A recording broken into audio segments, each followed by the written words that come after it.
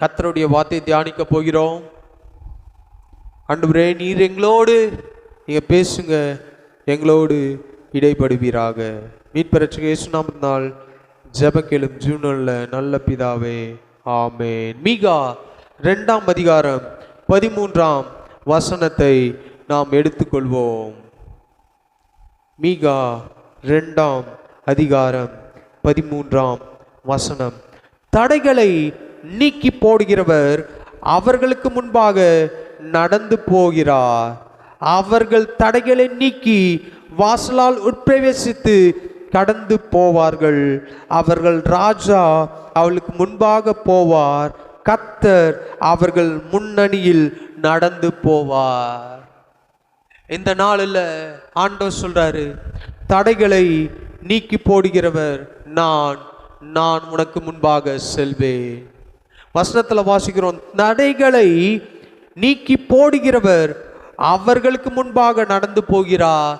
இன்னைக்கு அவர் நமக்கு முன்பாக நடந்து போவார். நம்முடைய பிரயாணத்தில் அவர் முன்பாக செல்வார். அவர் நம்மை பாதுகாப்பார். நேற்றைய தினத்துக்கு முந்தைய நாள் கேரளாவில் இருந்து வால்பாறைக்கு டூருக்காக வந்த டீச்சர்ஸ் 13 பேர் வந்திருக்கிறாங்க. அதில் ஒரு சின்ன பையன். நினைச்சு கூட பார்க்கல, சந்தோஷமா வந்து சந்தோஷமாய் வீடு திரும்புவார்கள் என்று அவர்கள் நினைத்திருப்பார்கள். லீவு நாள் தானே, ரொம்ப ஜாலியாக இருக்கலாம், சந்தோஷமா இருக்கலாம் புறப்பட்டார்கள். ஆனால் அந்த சந்தோஷம் சில மணி நேரங்கள் கூட இல்லை, சில நாட்கள் கூட இல்லை. திரும்பி வரும்போது வண்டி என்ன ஆகுது, அந்த ரோட்லேருந்து கீழே இறங்கி மலையிலிருந்து உருண்டு சுமார் 10 பேர் மரித்து போய்விட்டார்கள். 10 பேர் மரித்து போய்விட்டார்கள். ஆனால் நம்ம எத்தனையோ தூரம் பிரயாணம் பண்ணுறோம். நம்ம பலவீனங்கள் இருந்தாலும் நம்ம வெளியே போகிறோம் வரோம். இந்த ரோட்டில் எத்தனையோ முறை பிரயாணம் பண்ணுறோம். நம் ஜீவனோடு இருப்பது அவருடைய கிருபை தான். வசனத்தில் வாசிக்கிறோம், தடைகளை மாற்றி போடுகிறவர் நமக்கு முன்பாக அவர் செல்வார். தேவனால் தெரிந்து கொள்ளப்பட்ட ஜனங்களுக்கு வந்த தடை மாற்றப்பட்டதையும் குறித்து நாம் தியானிக்க போகிறோம். இன்னைக்கு பிரச்சனை இல்லாத மனிதன் இல்லை, பிரச்சனை இல்லாத வீடு இல்லை, பிரச்சனை இல்லாத குடும்பம் இல்லை, பிரச்சனை இல்லாத வேலை இல்லை, பிரச்சனை இல்லாத ஒரு மனிதனை இந்த உலகத்தில் நம்மால் பார்க்க முடியாது. ஏதோ ஒரு விதத்தில் மனிதன் நசுக்கப்படுகிறான், ஒடுக்கப்படுகிறான், கஷ்டப்படுகிறான், துன்பப்படுகிறான், பலவிதமான போராட்டங்களோடு வாழ்ந்து கொண்டிருக்கிறான். ஆனால் இதன் மத்தியிலும் ஆண்டவர் சொல்றாரு, தடைகளை நீக்கி போடுகிறவன் நான் உங்களுக்கு முன்பாக செல்கிறேன். தடைகளை மாற்றுகிறவர் நான் உங்களுக்கு முன்பாக முன்னணியிலே நடந்து போகிறேன். இன்னைக்கு எத்தனையோ அரசியல் தலைவர்கள்லாம் வாகனத்தில் போகும்போது நல்லா நீங்க அதை நோக்கி பார்ப்பீர்கள். ஆனால் அல்லது கவனிச்சிங்கன்னா தெரியும், நீங்க ஒரு பைக்கில் போயிட்டே இருப்பீங்க, திடீர்னு உங்களை ஓரம் கட்டிடுவாங்க. நிப்பாட்டு நிப்பாட்டு நிப்பாட்டு. எத்தனையோ ரோட்ல அந்த வழியில் தான் நம்ம போயிருப்போம். பலவிதமான டிராஃபிக்ல நம்ம மாட்டியிருப்போம். பல மணி நேரங்கள் நின்று இருப்போம். ஆனால் ஒரு தலைவர், ஒரு அரசியல் தலைவர் வரும்போது அவர்களுக்காக ஒரு வழியை ஆயத்தம் பண்ணுகிறார்கள். அவர் ஒரு இடத்துல நிற்க மாட்டார், அவரை நினைச்சா நிற்பார். இல்லைனா எங்க போகணுமோ அந்த இடத்துக்கு சரியா வண்டி நிற்காம போயிட்டே இருக்கும். இன்னைக்கு நம்மளுடைய முதலமைச்சர் அவர் வீட்டிலேருந்து புறப்படுறார். காலைல 9 மணிக்கு புறப்பட போகிறேன் என்று சொல்லிட்டார்னா அவர் எந்த ஊருக்கு போறார்? மதுரைக்கு போறாரா? அந்த நேரத்தை வைத்து அங்கே இருக்கிற போலீஸ் என்ன பண்ணுவாங்க? வழியை ஆயத்தம் பண்ணுவார்கள். இன்னைக்கு நீங்களும் நானும் ஆராதிக்கிற தெய்வம் அவர் உங்களுக்காகவும் எனக்காகவும் முன்பாக போய் எல்லா தடைகளையும் அவர் உடைக்கிறார், தடைகளை மாற்றுகிறார். என்னைக்குனா நம்ம கேள்விப்பட்டிருக்கோமா? என்னைக்குனா முதலமைச்சர் 2 மணி நேரம் டிராஃபிக்கில் மாட்டிக்கொண்டார்? வாய்ப்பே இல்லை. புறப்பட்டா எங்க போய் நிக்கணுமோ அங்க வண்டி நிற்கும். சுற்றி இருக்கிறவங்களாம் வேடிக்கை தான் பார்க்கணும். ஆம்புலன்ஸ் வந்தா மட்டும்தான் வழி விடுவாங்க. நீ எவ்வளவு பெரிய ஆளா இருந்தா என்ன, ஓரம் நில்லு. ஏன்? ஒரு பெரியவர் முன்பாக போகிறார், தேசத்தின் முதலமைச்சர் முன்பாக போகிறார், தேசத்தின் பிரைம் மினிஸ்டர் முன்பாக போகிறார், குடியரசுத் தலைவர் போகிறார். இப்படிலாம் சொல்லி ஒரு மனிதனுக்கு இவ்வளவு கனம் கொடுப்பார்களானால், நம்முடைய ஆண்டவர் அவர் ரொம்ப பெரியவர். அவர் நமக்கு கனத்தை கொடுக்கிறவராயிருக்கிறார். நமக்காக முன்பாக போய் அவர் வேலை செய்கிறார், அவர் செயல்படுகிறார், அவர் தடைகளை என்ன பண்றார்? உடைக்கிறார். அதுதான் எரிகோ கோட்டை. சுற்றி சுற்றி வந்தார்கள், விழுந்து விட்டது. ஆனால் தடை வராது என்பதில்லை. ஆதியாகமம் 15ஆம் அதிகாரம் 13, 14 வசனங்களை வாசிக்கும் போது, தேவனால் தெரிந்து கொள்ளப்பட்ட ஜனங்களுக்கு வந்த தடைகள் என்ன, அதை ஆண்டவர் எப்படி மாற்றினார்? ஆதியாகமம் 15ஆம் அதிகாரம் நான் எடுத்து வாசிக்கிறேன்.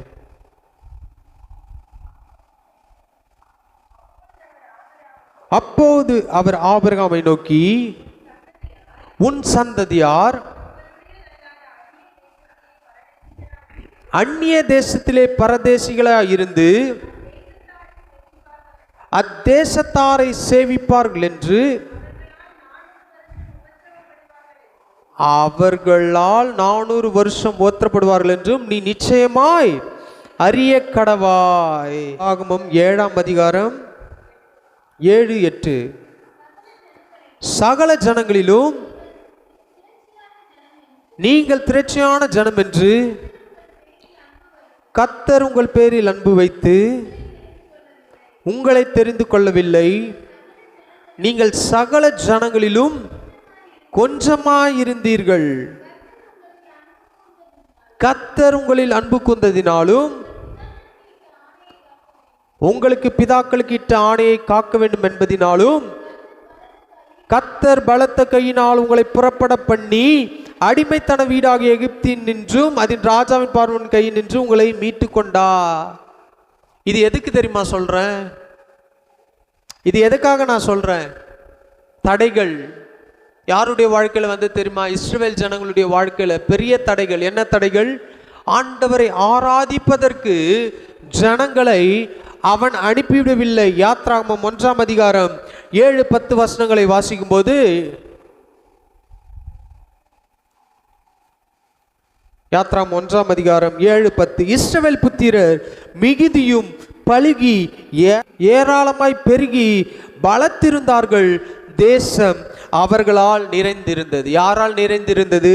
இஸ்ரவேல் புத்திரர் எகிப்து தேசத்துக்கு சுமார் 70 பேராய் போகிறார்கள்.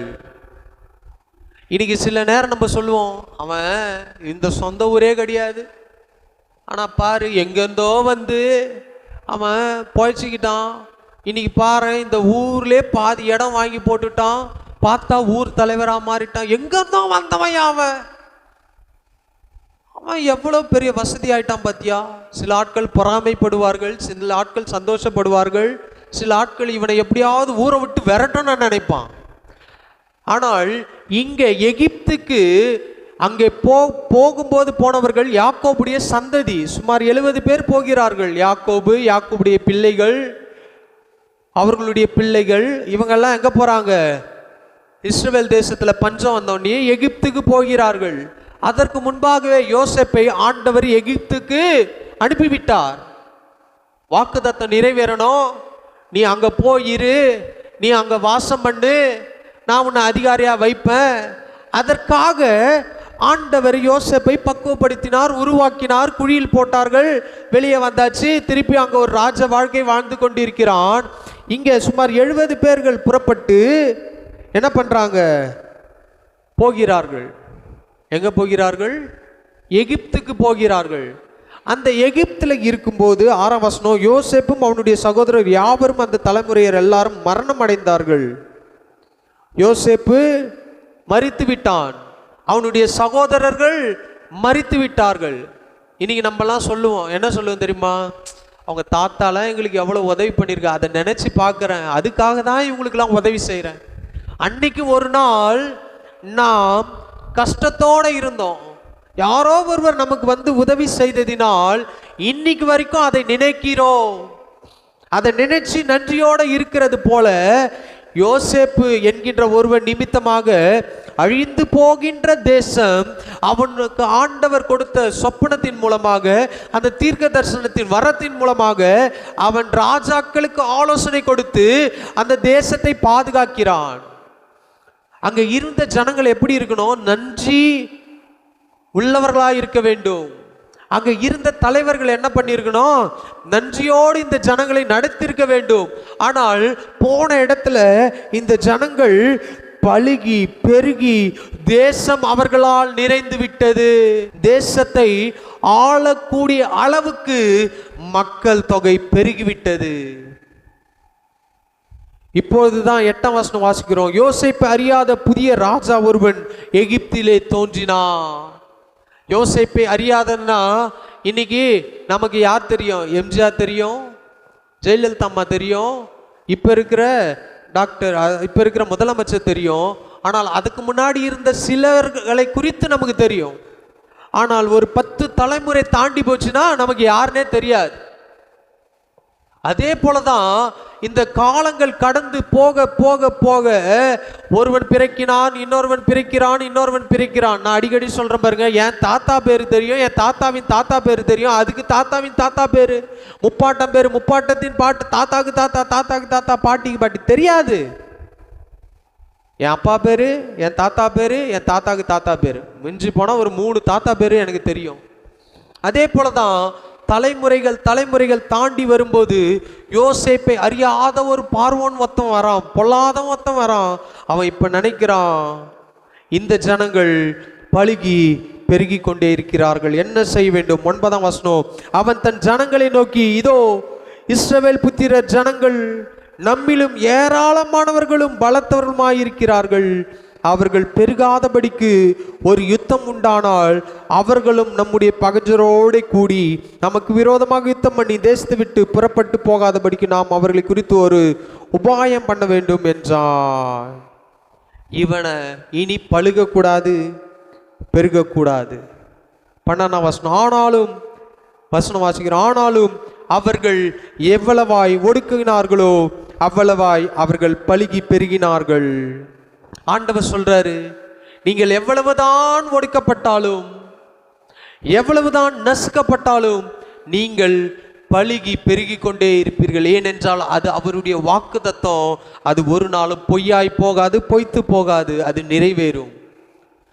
ஆண்டவர் கொடுத்த வாக்குத்தத்தம் நிறைவேறி கொண்டே இருக்கிறது.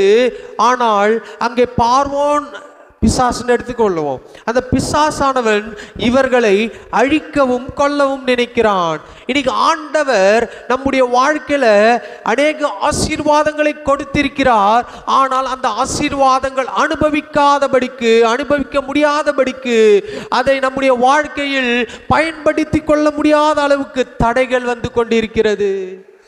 ஆசீர்வாதமாயிருந்த ஜனங்கள், ஆனா இவன் எவ்வளவுதான் நெசுக்க நினைத்தாலும், எவ்வளவுதான் ஆளோட்டிகள் நிமித்தமாக ஆட்களை வச்சு கொடுமைப்படுத்தினாலும், இவனை மோசமாய் நடத்தினாலும், ஆனா அவன் நசுக்கி போகல, பெருகிட்டே போறான். இன்னைக்கு நீங்களும் நானும் ஆராதிக்கிற தெய்வம் சொல்றாரு, நீங்கள் எவ்வளவு ஒடுக்கப்பட்டாலும் நீங்கள் பெருகுவீர்கள், எவ்வளவு நசுக்கப்பட்டாலும் நீங்க பெருகுவீர்கள், எவ்வளவு பிரச்சனை வந்தாலும் நீங்க பெருகுவீர்கள். ஏனென்றால் வாக்கு பண்ணின ஆண்டவர் உண்மையுள்ளவராயிருக்கிறார். பெருகினார்கள்.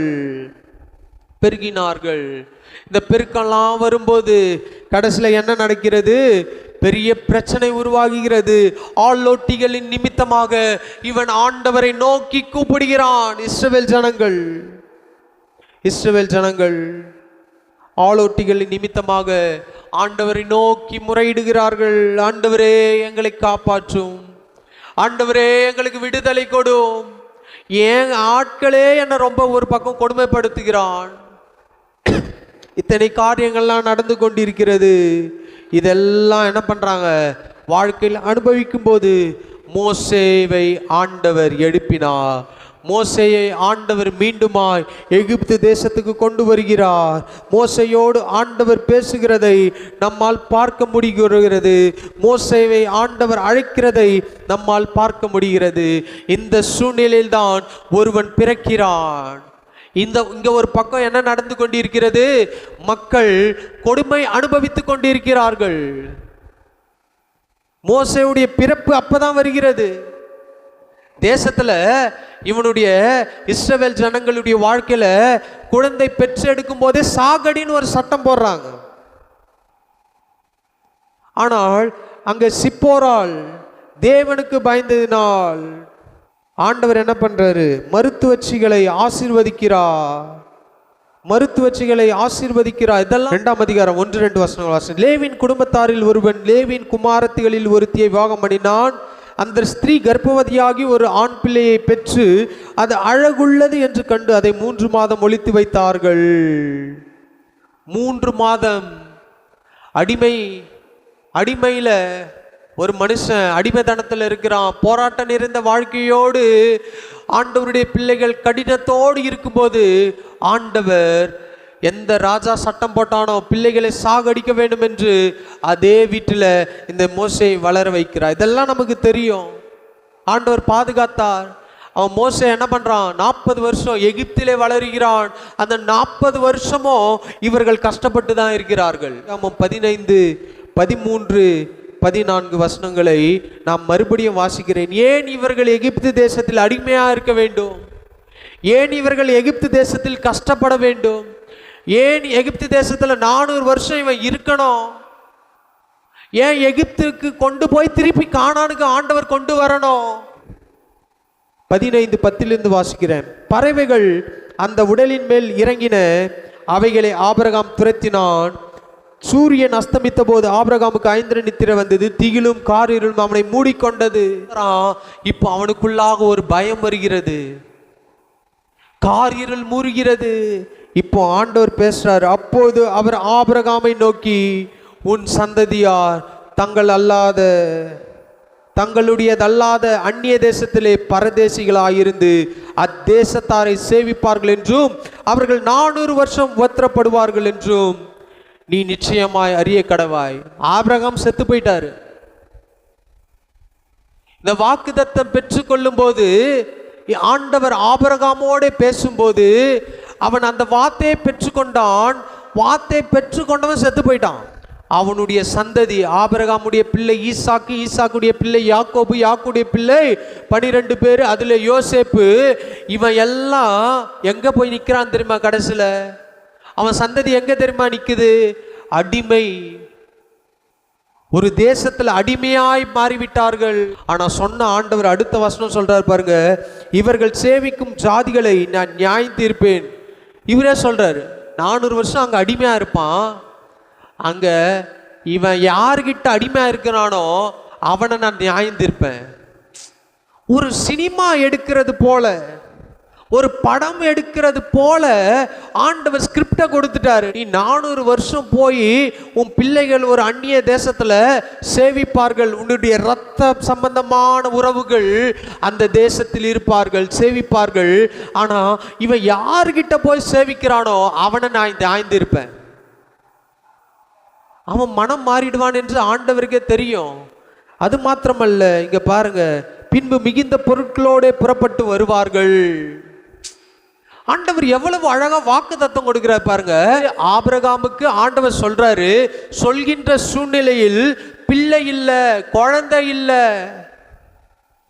அவனே அவனுடைய மனைவியே நம்ம ஊர்ல சொல்றான் பாருங்க, எப்படி இருக்கிறாங்க? மலேரியா இருக்கிறாள். ஆனா ஆண்டவர் சொல்லும் போது உன் சந்ததி சேவிக்கும். அவர்கள் அங்க அடிமையா இருப்பார்கள். ஆனால் புறப்படும் போது, திரும்பி வரும்போது எப்படி வருவாங்களாம்? பொருட்களோடு, மிகுந்த பொருட்களோடு புறப்பட்டு வருவார்கள். இவர் எழுதி கொடுக்கிறார். ஆண்டவர் சொல்றார் ஆபிரகாம் கிட்ட, உன் ஜனம் அடிமையா போயிடும், ஆனா நியாயம் இருக்கும் போது அவங்க சும்மாலாம் வரமாட்டாங்க, மிகுந்த பொருட்களோட வருவார்கள். வசனத்துல வாசிக்கிறோம், இஸ்ரவேல் ஜனங்கள் எகிப்திலிருந்து புறப்பட்டு வரும்போது வெள்ளியோடும் பொன்னோடும் புறப்பட்டார்கள். வாக்குத்தத்தம் பண்ணினவர் அவர் உண்மையுள்ளவர். அது அப்படியே அங்க நடக்கிறதை பார்க்க முடியுது.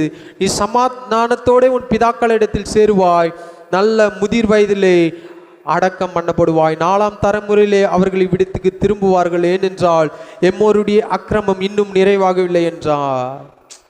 ஆண்டவர் சொல்றாரு பாருங்க, இங்க என்ன சொல்றாரு, நீ சமாதானத்தோட செத்து போயிடுவ. இன்னைக்கு உங்களுக்கு எனக்கு ஆண்டவர் வாக்குத்தத்தம் கொடுக்கிறார். அந்த வாக்குத்தத்தத்தெல்லாம் நாம் அனுபவிக்கணும். எல்லா தடைகளையும் அவரால் நீக்க முடியும். சந்ததி மேல சந்ததி பாவம் தொடர்ந்து வந்தாலும் சாபம் தொடர்ந்து வந்தாலும் அதை மாற்ற முடியும்.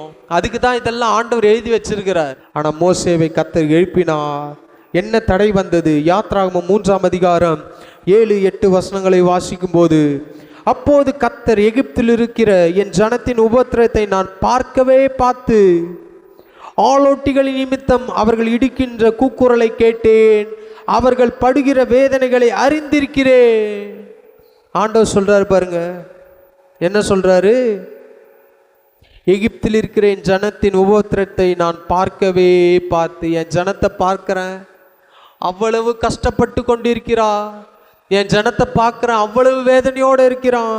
என் ஜனத்தை பார்க்கிறேன், இவ்வளவு பாடுகளை அனுபவித்து கொண்டிருக்கிறானே என்று சொல்லி அவர் என்ன பண்றாரா? வேதனைகளையும் அறிந்திருந்தார். இன்னைக்கு நீங்களும் நானும் ஆராதிக்கிற தெய்வம் நம்முடைய சூழ்நிலைகளை அறிந்தவர், வேதனைகளை அறிந்தவர், நம்முடைய கண்ணீரை அறிந்தவர், நம்முடைய சத்தத்தை கேட்கிறவர். அதனால் தான் இங்க வாசிக்கிறோம், அவர்கள் இடிக்கின்ற கூக்குரலை கேட்டேன், அவர்கள் படுகிற வேதனைகளை அறிந்திருக்கிறேன். எடுத்து சேர்ந்து வாசிப்போமா இந்த வசனம்? ஆதி யாத்ராகமம் 3ஆம் அதிகாரம் 7ஆம் வசனத்தை சேர்ந்து வாசிப்போம். அப்போது கர்த்தர் எகிப்தில் இருக்கிற என் ஜனத்தின் உபத்திரவத்தை நான் பார்த்து ஆளோட்டிகளின் நிமித்தம் அவர்கள் இடிக்கின்ற கூக்குரலை கேட்டேன், அவர்கள் படுகிற வேதனைகளையும் அறிந்திருக்கிறேன். ஆண்டவர் சொல்றாரு, உன்னுடைய கூக்குரலின் சத்தத்தை நான் கேட்டிருக்கிறேன். உன்னுடைய சத்தம் என் செவிகளில் வந்துட்டு ஏறிற்று. உன்னுடைய சத்தத்தை நான் கேட்டேன், உன்னுடைய வேதனைகளை நான் அறிந்திருக்கிறேன். இன்னைக்கு நீங்க நினைக்கலாம், ஆண்டவரே என் பிரச்சனைகள் உமக்கு தெரியாதா? என் பாடுகளும் உமக்கு தெரியாதா? என் கண்ணீர் உமக்கு தெரியாதா? நான் போகிற பாதையின் வழிகள்லாம் உமக்கு தெரியாதா என்று நீங்க சொல்லலாம். ஆனா ஆண்டவர் சொல்றாரு, நான் உன் சத்தத்தை கேட்டேன், உன் பாடுகளை நான் அறிந்திருக்கிறேன். என்ன தெரியுமா? எனக்கு தெரியும் நீ அமைதியா இரு, எனக்கு தெரியும் நான் பார்த்து கொள்கிறேன், எனக்கு தெரியும் நான் உன்னை எப்போ வெளியே கொண்டு வரணும், எனக்கு தெரியும் உன்னை எப்போ நான் தூக்கி எடுக்கணும். எல்லா நேரத்திலும் நம்முடைய பிள்ளைகளை நாம் தூக்குவதில்லை. சில நேரம் நம்ம நடக்க சொல்கிறோம், ஏன் பழகணும். சில நேரம் என்ன பண்ணுறோம், தூக்கி நம்ம இடுப்பில் வச்சுக்கிறோம், தூக்கி என்ன பண்ணுறோம், தோளில் வச்சுக்கிறோம். நமக்கே பலவீனமாக இருந்தாலும் நம்முடைய பிள்ளைகளை நாம் தூக்கி சுமக்கிறோம். நமக்கு தெரியும் இவன் எவ்வளவு நேரம் நடப்பான்னு நமக்கு தெரியும். அதனால தான் ஆண்டவர் சில நேரம் நம்ம டெஸ்ட் பண்ணி பார்க்குறாரு, இவன் தாங்குறானா, இவனால் இருக்க முடியுமா, இவனால் கிறிஸ்தவ வாழ்க்கையில் ஜீவிக்க முடியுமா, என்னை பின்பற்ற முடியுமா, என்னை நோக்கி பார்க்க முடியுமா, டெஸ்ட் பண்ணுவார். அப்போ நம்ம என்ன எதிர்பார்க்கிறோம்? உடனே ஆளோட்டிகள் நிமித்தமாக கூக்குரல். இவன் கொடுமைப்படுத்த கர்த்தரை இப்பதான் நோக்கி பார்க்கிறான். இன்னைக்கு வாழ்க்கையில எப்பொழுது ஆண்டவரை நோக்கி பார்க்கிறோமோ அப்பொழுதுதான் அவர் நம்முடைய சத்தத்தை கேட்பார். நம்ம கூப்பிடாம அவர் எதுவும் செய்ய மாட்டார். நம்முடைய ஆண்டவர் ரொம்ப டீசென்ட், ஜென்டில்மேன் இப்படி சொல்லுவோம். ஏன் தெரியுமா? அவர் வாசற்படியில் நின்று கதவை தட்டுகிறாராம். நம்மளா இருந்தா ஒரு வீட்டுக்குள்ள நேராக ஓடிடுவோம். ஆனா அவர் என்ன பண்றாராம்? வாசற்படியில் நின்று கதவை தட்டி கொண்டே இருக்கிறார். நீ திறந்தாதான் நான் உள்ள வருவேன். தட்டினே இருக்கிறாரு. யார் அந்த வாசற்படி கதவை திறக்கிறானோ அங்கே வந்து உள்ளே பிரவேசிப்பார். இன்னைக்கு நீங்களும் நானும் ஆராதிக்கிற தெய்வம் அவர் நம்முடைய இருதயமாகிய கதவை தட்டி கொண்டே இருக்கிறார். யாரு கதவை திறந்தார்களோ அவருக்குள்ளாக தான் போவார். இன்னைக்கு ஏன் நம்ம நினைக்கிறோம், ஆண்டவரே நீர் எனக்கு உதவி செய்ய மாட்டீங்களே, ஏன் ஆண்டவரே உங்களுக்கு கண்ணு இல்லையா, காது இல்லையா, கேட்க மாட்டீரா? ஜீவிக்கிறவர் தானே. அவர் சொல்லுவாரு, நீ என்னை நோக்கி பார்த்தியா, நீ என்னை கூப்பிட்டியா? இஸ்ரவேல் ஜனங்கள் ஒடுக்கம் பெருக்கம் வரும்போது அழுதார்கள், எல்லாம் பண்ணார்கள். ஆனால் எப்போது ஆண்டவரை நோக்கி கூப்பிட்டார்களோ, யாத்ராகமம் 3:7 வாசிக்கிறோம், ஆண்டவர் விடுதலை கொடுத்தார். ஆனா உடனே விடுதலை கிடைக்கவில்லை. நினைச்சிங்க உடனே வெளியே வரல. 10 வாதைகளை அனுப்புறார், தடை. அவனோ மந்திரவாதிகளும் அப்படித்தானே செய்யறான். மந்திரவாதிகளும் அப்படியே செய்தார்கள். யாத்ராகமம் 3:12 வாசிக்கும் போது, அதற்கு அவர், நான் உன்னோடு இருப்பேன், நீ ஜனத்தை எகிப்திலிருந்து அழைத்து வந்த பின் நீங்கள் இந்த மலையில் தேவனுக்கு ஆராதனை செய்வீர்கள், நான் உன்னை அனுப்பினேன் என்பதற்கு இதுவே அடையாளம். ஆண்டவர் சொல்றாரு, நீ போ அந்த ஜனத்தை பார்வோன் கிட்ட பேசு, ஆராதிக்க விடுன்னு சொல்லு. ஆனால் உடனே நடந்ததா? 13ஆம் வசனம், அப்பொழுது மோசே தேவனை நோக்கி, நான் இஸ்ரவேல் புத்திரரிடத்தில் போய் உங்கள் பிதாக்களுடைய தேவன் உங்களிடத்தில் என்னை அனுப்பினார் என்று உங்களுக்கு சொல்லும் போது அவருடைய நாமம் என்ன என்று அவர்கள் என்னிடத்தில் கேட்டால் நான் அவர்களுக்கு என்ன சொல்லுவேன் என்றான். அதற்கு அவர், இருக்கிறவராகவே இருக்கிறேன் என்று மோசேயுடனே சொல்லி, இருக்கிறேன் என்பவர் என்னை உங்களிடத்தில் அனுப்பினார் என்று இஸ்ரவேல் புத்திரரோடு சொல்வாயாக என்றான். இப்போ மோசே கேட்கிற, ஆண்டவரே, நான் போய் அந்த ஜனங்கிட்ட இப்ப பேசினா, நான் அந்த ஜனங்கிட்ட நான் என்னதான் சொல்ல? அவர் சொல்றாரு, இருக்கிறவராகவே இருக்கிறேன், நான் ஒரே மாதிரி இருக்கிறேன், நான் மாறலப்பா, நான் உங்களை மறக்கலப்பா, நான் உங்களை கைவிடலப்பா. ஆபிரகாமுக்கு என்ன சொன்னேனோ அதை தான்ப்பா உன் வாழ்க்கையில சொல்றேன். இருக்கிறவராகவே இருக்கிறேன், நான் இருக்கிறேன், நான் உன் கூட இருக்கிறேன், அவன் துணையா இருக்கிற. நாமம் என்ன என்று கேட்டா சொல்லு. இருக்கிறவராகவே இருக்கிறார். அவருக்கு, நம்முடைய ஆண்டவருக்கு இன்னொரு பெயர் இருக்கிறவராகவே இருக்கிறவர், கூட இருக்கிறவர். ஒரு மனுஷன் இருக்கிறான் என்றால் செத்த பிறகு சொல்லுவாங்களா, என் தகப்பன் என்னோட இருக்கிறார்? இல்லை, அவர் போய் இறந்து 10 வருஷம் ஆயிடுச்சு. என் தாய் என்னோட இருக்க, இறந்து 10 வருஷம் ஆயிடுச்சு சொல்ல மாட்டோம். இருந்தார்கள், மரித்தார்கள், உலகத்தை விட்டு போய்விட்டார்கள். ஆனா இங்க ஆண்டவர் சொல்றாரு, நீ அவன்கிட்ட போய் பேச என்ன சொல்லணும்? இருக்கிறவராகவே இருக்கிறேன். இது என்னடா புதுசா இருக்கு? இருக்கிறவராகவே இருக்கிறேன். யோசிச்சிருக்கலாம், பார்வோன் யோசிச்சிருக்கலாம். அடுத்த வசனம் பாருங்க, 8:19 வாசிக்கும் போது, அதே யாத்ராமத்தில் தான் தியானிக்கிறோம். 8:19, அப்போது மந்திரவாதிகள் பார்வோனை நோக்கி, இது தேவனுடைய விரல் என்றார்கள். ஆனாலும் கர்த்தர் சொல்லியிருந்தபடியே பார்வோனுடைய இதயம் கடினப்பட்டது, அவளுக்கு செவி கொடாமற் போனான். தடை. இஸ்ரவேல் ஜனங்கள் வெளியே வராதபடிக்கு எத்தனையோ தடைகள். பார்வோனுடைய இருதயம் கடினப்பட்டது. 9:7, பார்வோன் விசாரித்து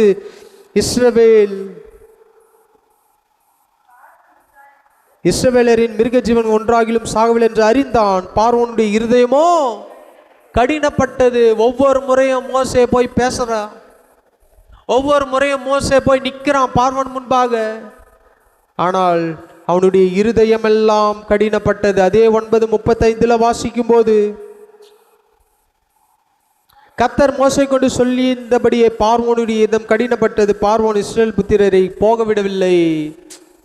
ஆராதிப்பதற்கு எவ்வளவு தடைகள் பாருங்க. ஆண்டவர் வேற ஏதாவது சொன்னாரா இஸ்ரவேல் ஜனங்கிட்ட?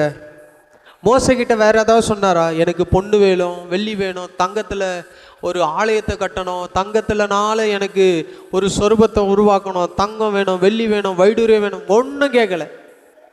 நம்முடைய ஆண்டவர் எப்பொழுதும் நம்மிடத்தில் கொடு என்று எதிர்பார்க்கிறவர் அல்ல. இது இஸ்ரவேல் ஜனங்கள்லாம் எகிப்திலிருந்து வெளியே வர முடியாத அளவுக்கு அங்கே பிசாசு பிரச்சனைகளை கொண்டு வருகிறான். இன்னைக்கு உங்களுக்கும் எனக்கும் ஆண்டவருடைய ஆசீர்வாதங்கள் பார்க்காதபடிக்கு பிரச்சனைகளை பிசாசு கொண்டு வருகிறான். ஆனால் அதன் மத்தியிலும் ஆண்டவர் நம்மை நடத்த போதுமானவராக இருக்கிறார், நடத்துவார். இதுவரை நடத்தினார். போன வாரம் சொன்ன மரணம் பரியந்தம் நம்மை நடத்துவார் என்றால் அது அவரால் மாத்திரம்தான் முடியும். கடைசி ஹார்ட்பீட் உள்ள வரைக்கும் நடத்துவார் என்றால் அவரால் தான் மாத்திரம் முடியும். ஏன்? கணவன் சொல்ல உன் கூட இருப்பேன், எவ்வளோ வருஷம் தெரியாது. மனைவி சொல்ல நான் உன்னை விட்டு போவே மாட்டேன். 6 மாதம் கழிச்சு மனைவி அம்மா வீட்டில் உக்காண்ட்ருக்கோம். புருஷன் இங்கே சாப்பாட்டுக்கே வழி இல்லாமல் இருப்பார்.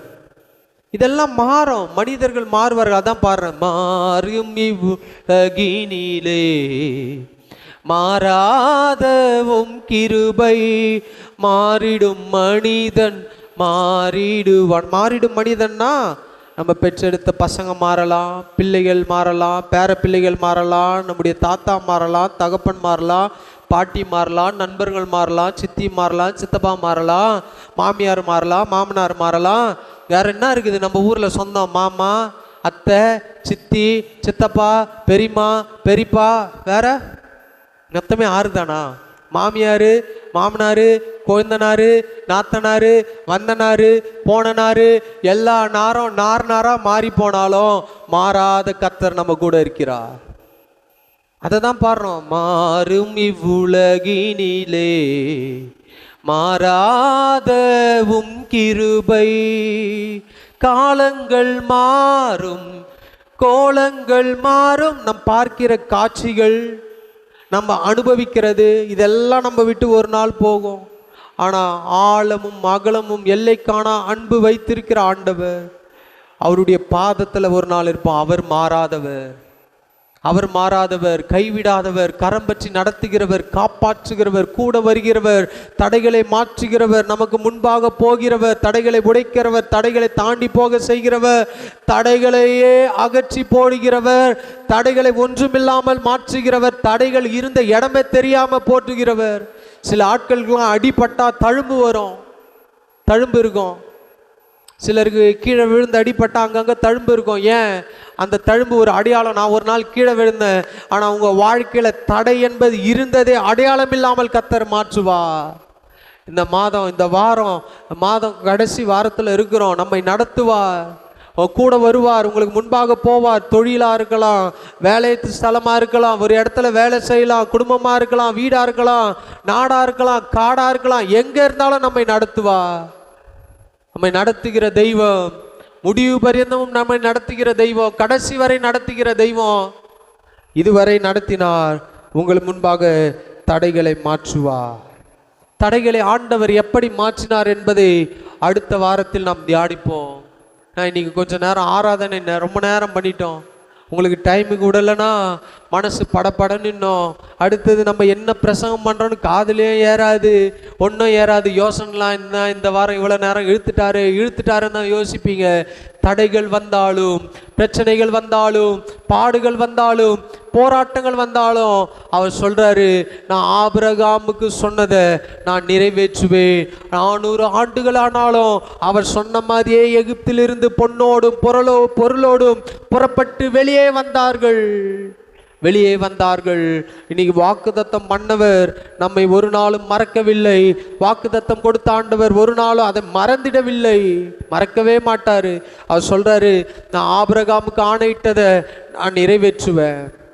ஆண்டவர் சொல்றாரு, நீங்க உங்களுக்கு சொன்னதை உங்களுடைய வாழ்க்கையில மாத்திரமல்ல, அது உங்களுடைய பிள்ளைகளுடைய வாழ்க்கையிலும் செய்வார், பேர பிள்ளைகளுடைய வாழ்க்கையிலும் செய்வார், அவருடைய பிள்ளைகளுடைய வாழ்க்கையிலும் செய்வார். 10 தலைமுறையானாலும் அவர் செய்து முடிப்பார். அது ஒரு நாளும் பொய்யாய் போகாது. எனக்கு ஒரு வாக்குத்தத்தம் கொடுக்கிறாரா, அந்த வாக்குத்தத்தம் என் பிள்ளைனுடைய வாழ்க்கையில நிறைவேற்றுவார். எனக்கு சொன்னதை அப்படியே நிறைவேற்றுவார், அவனுக்கு சொன்னதை அப்படியே நிறைவேற்றுவார், அவனுடைய பிள்ளைகளுக்கு சொன்னதை அப்படியே நிறைவேற்றுவார். வசனத்தில் வாசிக்கிறோம், உன் பிள்ளைகளுடைய பிள்ளையை காண்பாய், சந்ததியை காண்பாய். வசனத்தில்னா போ, எனக்கு கொடுத்திருக்கிறார். நான் என் பையனை பார்ப்பேன், அவனுக்கு ஒரு கல்யாணம் பண்ணுவேன், அதுடைய பிள்ளைகளை பார்ப்பேன். அதுக்கு மத்தியில் பாடுகள் வரலாம், பிரச்சனைகள் வரலாம், போராட்டம் வரலாம், வியாதிகள் வரலாம். ஆனால் வாக்கு பண்ணினவர் அவர் நம்முடைய வாழ்க்கையில காண செய்வார். நமக்கு எவ்வளவு ஆண்டுகள் இந்த பூமியில வைத்திருக்கிறாரோ அத்தனை ஆண்டுகள் இருந்துதான் இந்த உலகத்தை விட்டு நம்ம போவோம். இல்லைன்னா போக முடியாது, இல்லையா? போகவும் மாட்டோம். போதும் ஆண்டவரே என்னை எடுத்துக்கொள்ளும் அப்படின்னு எலியா ஜெபம் பண்றாரு. சில இடத்துல ஆண்டவர் டப்புன்னு தூக்கிடுவாரு, சில இடத்துல ஆண்டவர் வச்சிருப்பார். நம்மை கொண்டு ஒரு நோக்கம் இருக்கும்போது அந்த நோக்கத்துக்கு விரோதமாக சில காரியங்கள் நாம் செய்வோமானால் பேசுவார்.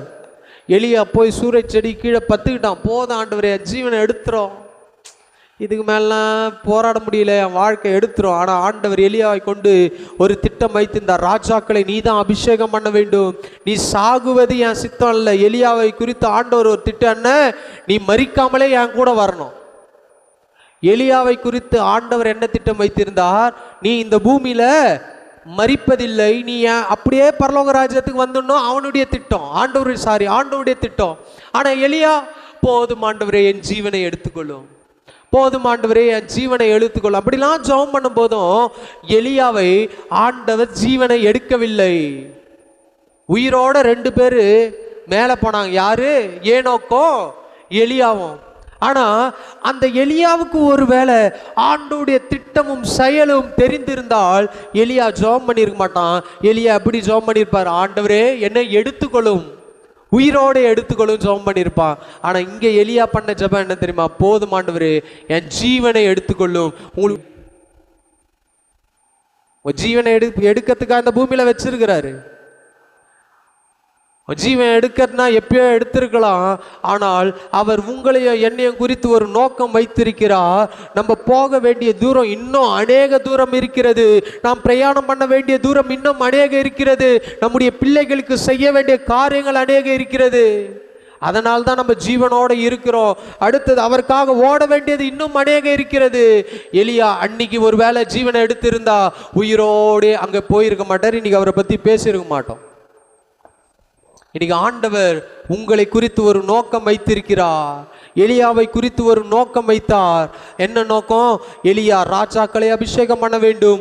எலியாவினால் அந்த சாரிபாத்தின் விதவை வீட்டில் ஆசீர்வாதம் இருக்க வேண்டும். மரித்து போன பிள்ளை உயிரோட எழும்ப வேண்டும். இதெல்லாம் எலியாவை குறித்து திட்டம் வைத்து நின்றார். ராஜாக்களை எலியா அபிஷேகம் பண்ண வேண்டும், இதெல்லாம் திட்டம். ஆனால் சூரஜ் செடி கீழே வந்துட்டு போதும் ஆண்டவரே என் ஜீவனை எடுத்துக்கொள்ளும். இதுதான் எலியாவுடைய ஜெபம். ஆனால் மறுபடியும் ஆண்டவர் தூதனை கொண்டு அப்பத்தை கொடுத்து தட்டி எழுப்பி சுமார் 40 நாள் நடந்தான் என்று வாசிக்கிறோம். ஒரு பலன் வந்தது. கடைசியில் அவனுடைய ஊழியம் முடியும் போது ஆண்டவர் எடுத்துக்கொண்டார். இன்னைக்கு நீங்களும் நானும் நினைக்கிறபடி நம்முடைய வாழ்க்கை முடிந்து போகாது. அவருடைய சித்தம் நிறைவேறும் வரைக்கும் அவர் நம்ம இந்த பூமியில் வைத்திருப்பார். நீங்கள் நல்லா இருப்பீங்க, நீங்கள் ஆசீர்வாதமாக இருப்பீங்க, ஆசீர்வாதங்களை அனுபவிப்பீங்க. அதற்கு பின்பாக வந்த எலிசா பாருங்க, மரித்து போய்விட்டார். ஆனால் எலிசா மரித்து போன பிற்பாடு அவனை அடக்கம் பண்ண போகிறார்கள். அந்த எலிசாவுடைய செத்த சரீரம் பட்டு ஒருத்தன் உயிரோடு எழுப்பிட்டான். இன்னைக்கு ஆண்டவர் உங்களுக்கும் எனக்கும் கொடுத்த வல்லமை அது பெரியது. அவருடைய அழைப்பு பெரியது. அவருடைய ஆசீர்வாதங்கள் பெரியது. காலை நேரத்தில் உங்களையும் அவர் நடத்த போதுமானவராக இருக்கிறார். இருக்கிற இடங்களில் கண்களை மூடி ஜெபம் பண்ணுவோம். ஆண்டவரே என் வாழ்க்கையில் வருகிற எல்லா தடைகளை கண்டு நாங்கள் சோர்ந்து போகாதபடிக்கு, உடைந்து போகாதபடிக்கு, புலம்பாதபடிக்கு, எங்களுடைய இருதயத்தை நாங்கள் வேறே பக்கம் சாய்க்காதபடிக்கு வசனத்தில் உறுதியாயிருக்க ஆண்டவர் உதவி செய்வீராக. அந்த ஒவ்வொருவரையும் ஆசீர்வதிப்பீராக. உம்முடைய பிள்ளைகளுடைய வாழ்க்கையில் வருகிற எல்லா தடைகளை மாற்றுவீராக. தடைகளை மாற்றி போடுகிறவர், தடைகளை நீக்குகிறவர் எங்கள் முன்பாக. ராஜா நீர் எங்கள் முன்பாக செல்கிறீர். உடைய பிள்ளைகள் வீட்டுக்கு போகும்போதும், வீட்டில் இருக்கும் போதும், பிரயாணம் பண்ணும்போதும் உடைய கிருபை ஒவ்வொருவரையும் ஆளுகை செய்வீராக. ஒவ்வொருவரையும் பாதுகாத்து கொள்ளுங்க. கேட்ட வசம்படி எங்களுடைய இருதயத்தை நாங்கள் பக்குவப்படுத்த எங்களை உதவி செய்யுங்கப்பா. ஆண்டவரே ஆபிரகாமை போல அல்ல, கீழ்ப்படிந்து உமக்காக ஜீவிக்க உதவி செய்யுங்கப்பா. பெரிய காரியங்களை செய்யுங்க, பெரிய காரியங்களை செய்யுங்கப்பா. ஆசீர்வதிங்க. மீட்பெற இயேசு நாமத்தால் ஜெபிக்கிறோம் நல்ல பிதாவே, ஆமென். சேர்ந்து சொல்லுவோம். என் ஆத்துமாவே கர்த்தரை ஸ்தோத்ரி, என் முழுமே பசுத்த நாமத்தை ஸ்தோத்ரி.